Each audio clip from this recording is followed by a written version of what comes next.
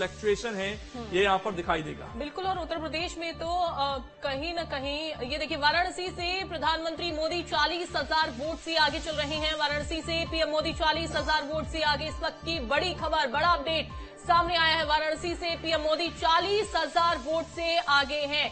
और उत्तर प्रदेश में कहीं न कहीं जो आंकड़े हैं, थोड़ा सा उलटफेर जरूर रुझानों में लोकेंद्र देखने को मिल रहा है, लेकिन हमने ये भी देखा कि इंडिया गठबंधन को किस तरीके से साधते हुए अखिलेश यादव नजर आए थे। आपने बीते कुछ समय में उनकी जो प्रेस कॉन्फ्रेंस देखी होंगी या फिर मीटिंग्स देखी होंगी, सभी दलों को साधते हुए और बड़ी ही मैच्योरिटी के साथ उन्होंने अपनी बात भी रखी और सभी को एकजुट लेकर वो चलते हुए दिखाई दिए। बिल्कुल, एक फॉर्मूला उन्होंने पीडीए का इस बार इजाद किया था और उसी पर लगातार वो बने रहे।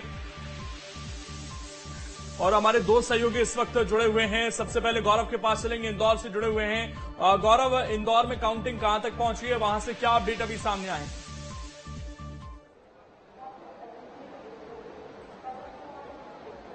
देखिए, इंदौर में जैसा कि पहले कहा जा रहा था कि सबसे बड़े मार्जिन के साथ बीजेपी यहां से जीतेगी और तस्वीर भी कुछ ऐसी ही है, क्योंकि जो शंकर लालवानी है वो 4 लाख से ज्यादा वोटों के मार्जिन से आगे चल रहे हैं। कहीं ना कहीं सबसे बड़ी लीड ये मध्य प्रदेश की 29 लोकसभा सीटों में जितने प्रत्याशी हैं उनमें सबसे बड़ी लीड है, क्योंकि यहाँ पे देखा गया था कि अक्षय कांतिपम जब कांग्रेस के प्रत्याशी थे, उन्होंने अपना नामांकन वापस लिया था, तो उसके बाद इंदौर में जो मुकाबला था वो एक तरफा हो गया था।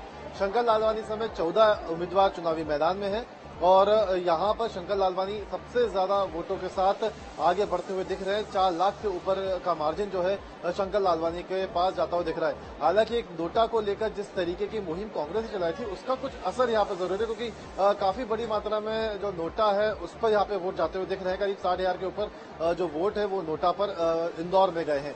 लेकिन अगर हम ओवरऑल पूरे मध्य प्रदेश की बात करें तो देखिए, मध्य प्रदेश में हैरान करने वाला जो एक नतीजा है, उसको एक जो रुझान है वो हम कह सकते हैं, क्योंकि 29 की 29 लोकसभा सीटों पर बीजेपी इस वक्त आगे चल रही है।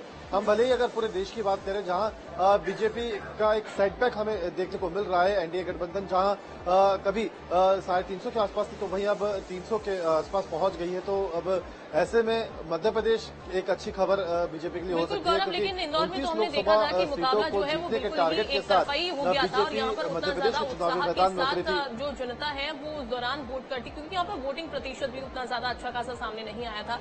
अब मुकाबला यहाँ पर एक तरफा ही था रिजल्ट से पहले भी।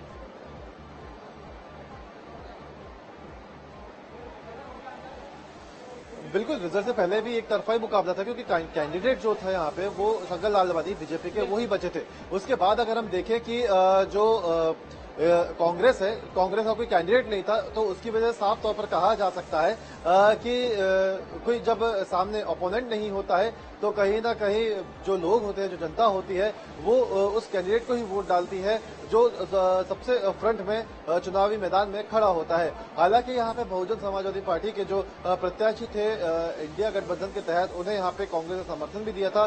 तो साथ ही साथ ये भी कहा था कि अगर यहाँ पर लोग नोटा को वोट देंगे तो कहीं ना कहीं एक करारा जवाब उस राजनीति के